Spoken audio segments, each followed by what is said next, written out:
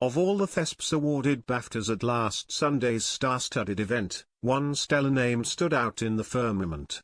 Dressed in royal blue satin, Gavin and Stacey co-creator and star Ruth Jones stole the show as she collected her deserved statuette for Best Female Performance in a Comedy. And her acceptance speech was just as tidy, as Nessa would say.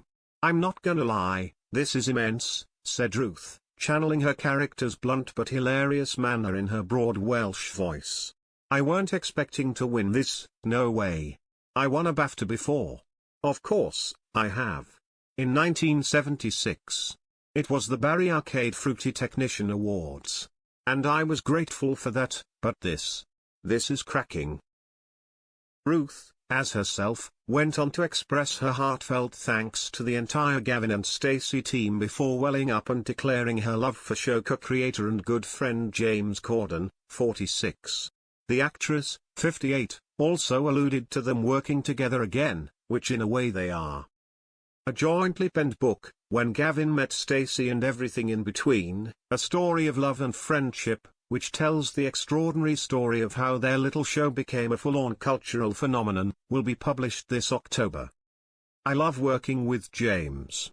I often say he's like my annoying younger brother and I'm like his very bossy older sister, but it just seems to work," smiles Ruth.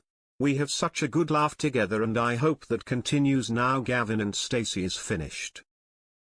But before that, she is going solo to talk about her new novel, By Your Side, published next Thursday.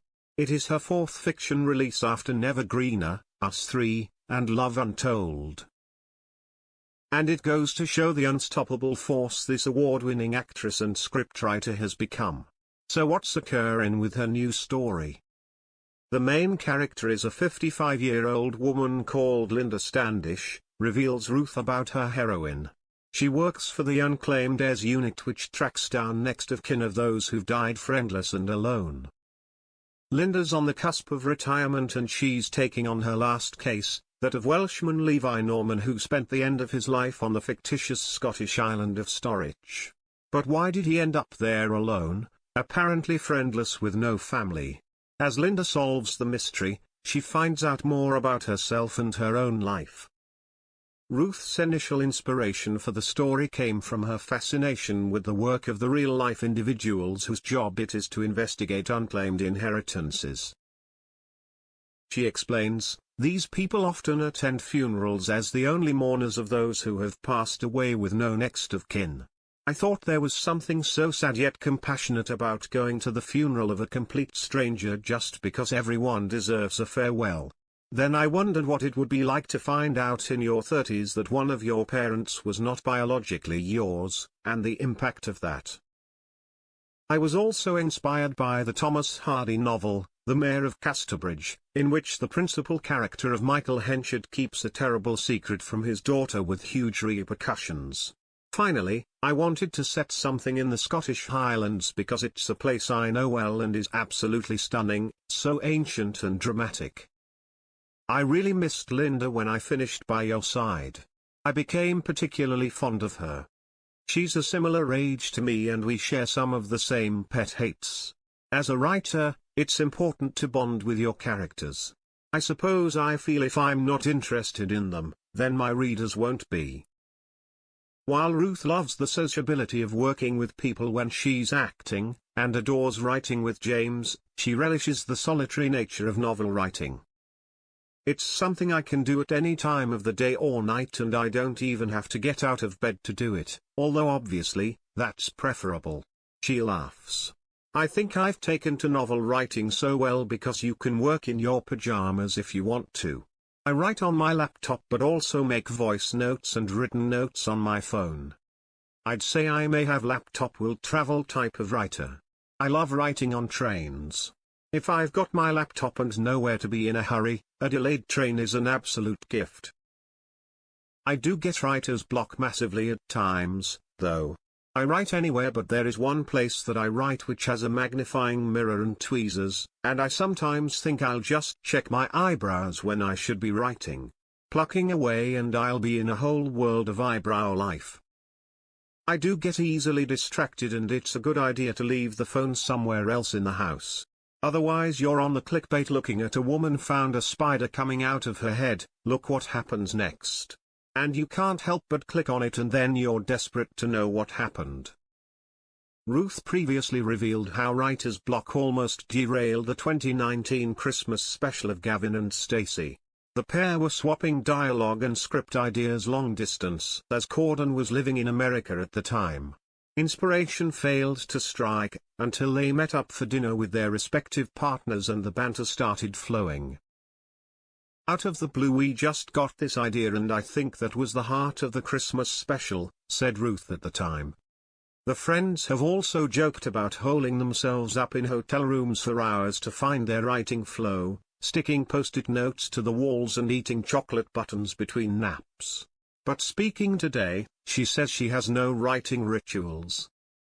"I wish I was one of those people who had routine, and started and finished at a certain time," she admits. "But I will say in my defense that once I start, I don't stop." For 26 years, Ruth's been married to TV and radio producer David Peat. They met while working at BBC Wales, and she's a devoted stepmother to his 3 grown-up children.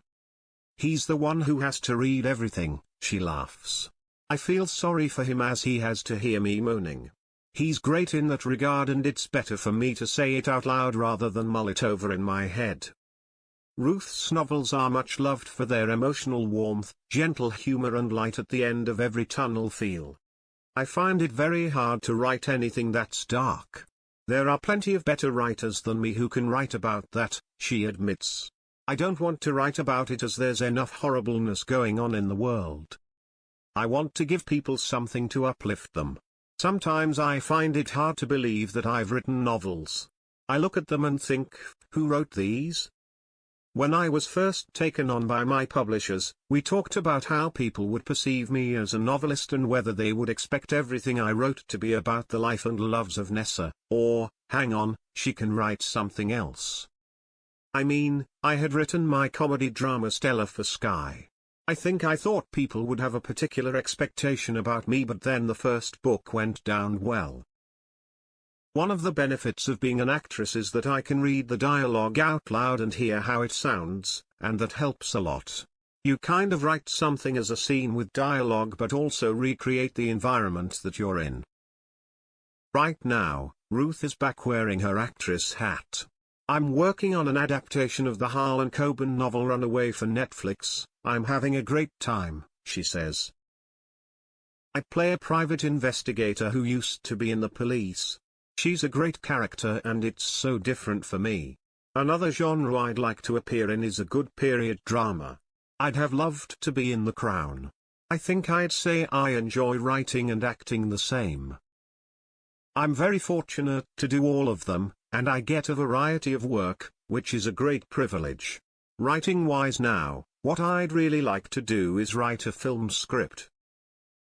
Having already created and co-penned an iconic sitcom in addition to 4 novels, we'd say it's only a matter of time before she does.